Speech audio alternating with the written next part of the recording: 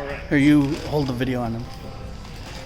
So, turn the bike on. Main power is going to be on the actual battery right there. Okay. So you just tap it.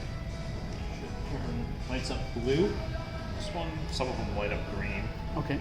And then you'll have a power button on the actual controller here. Okay. So press and hold that until the computer boots up. Oh, okay. At which point, you know, we kind of give you all the information. So we have our resistance level that it's at when this bike starts up. Because we have the throttle on here, it will always boot into no assistance. Okay. You will use the plus and the minus keys right here to adjust your assistance level, and you have all the way up to 5 different levels of assistance. At any point when you have any level, either 1 through 5 engaged, the throttle will be live at that point, just to give you a heads up there. I would recommend download the app at some point because it'll unlock some additional features. But like if you ever want to reset like your trip odometer and all of that stuff, press and hold the information button, and then it'll bring you right to the main menu. Oh, okay. Your trip data, you can kind of futz with all that stuff there. And then you see, just the power button is back there. You can toggle your lights on or off. Oh, so okay. They're on, backlight is off, and then everything Very is cool. off. So boots up with nothing on. Okay. There. You'll have to toggle them on manually. As far as, did Jack give you the keys? Yes. Yeah. So I'm going to just turn everything off here, press and hold for should be a couple of seconds there. Everything will power down. Ground. Key goes into the lock core, twist, battery will pull out that. Oh, so okay. you can actually charge. Oh, you can charge it without having... Yep. Oh, nice. So you can leave it in there, on the or you can workbench or remove it, something. whatever works best for you. Perfect. Put everything back in there. Kind of do butt end first. Should just swing right in there, and then keys come out. So keys are only really necessary for actually physically removing the battery. Okay. You can take the keys right out. You don't have to manually lock it. It'll automatically lock when you press everything in there. Okay. So give you those back.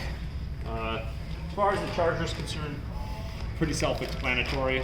One plug-in goes into the wall, the other one goes into the bicycle. Do you mind, do you think plugging it in after every ride is...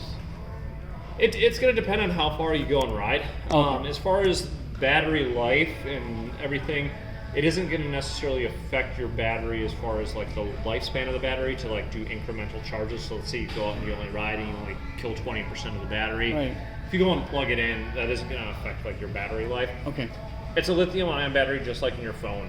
So, you know, it doesn't have the battery memory. Okay. You know, as far as like if you discharge half of it and then recharge it, it doesn't like decrease the total capacity of the battery. Okay. Battery life is going to be more based on the actual total number of full charge cycles that you run through. So you can do like a 20% charge cycle, or you could kill it and go all the way back to, you know, 100%. That would be a full charge cycle, that 100%, but the 20% is just like 20% of a charge cycle. How long does it usually take to charge, fully charge? These ones, I want to say they're about 5 hours. 5 hours? Yeah. Okay. Don't hold me to that. They would probably have a little more specific information on their website. I can't remember off the top of my head right now. Okay. You do also get with this, so it's a little more specific, Back up. charger for the actual tail light. The recharge. Oh, okay. You have to plug that in? Yeah, right there. Oh. Yeah, so that's for that brighter one that we got. Got it. Comes with a multi-tool as well, so Okay. for, you know, if you need to tighten anything up. Pedal wrench for removing front and rear wheel, as well as pedals if you ever need to swap that out. And then this part, because people often ask, this is what's called a replacement derailleur hanger. So this is the intermediary part that attaches the rear gear adjuster to the actual frame of the bicycle. Okay. And this is designed essentially as a point of failure if you ever crash the bike. This part is designed to be bent or damaged a little bit more easily than either the derailleur, and preferably not the frame of the bicycle at all. Okay. So they just include an extra one with all of their bikes, so that's all the extra hardware that you would need. So if you ever crash the bike drive side down, you notice it's not shifting, or the bike falls over drive side down, you notice it's not shifting well, bring it in right away, because there's potential that the gear adjuster could want to go, further into like the wheel or something like that. Okay. And that part may need to be replaced. Sometimes we can straighten them out. Sure. We'll have a couple more things to talk about with disc brakes here in just a minute, but that's kind of the basics of the bicycle. Okay. All right. I think they got all the keys for the lock. Is that in here, or that might still be? Now, when I put that kryptonite, where am I putting it around? That's the best secure?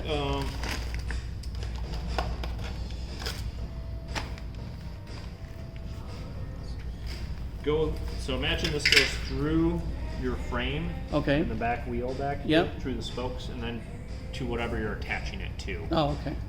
So, and this will give you enough room to potentially, I don't know if this will actually fit around the frame of this bicycle, but some people will do it through the front wheel and around the frame. Oh, okay. I'll just generally recommend doing it through the back wheel.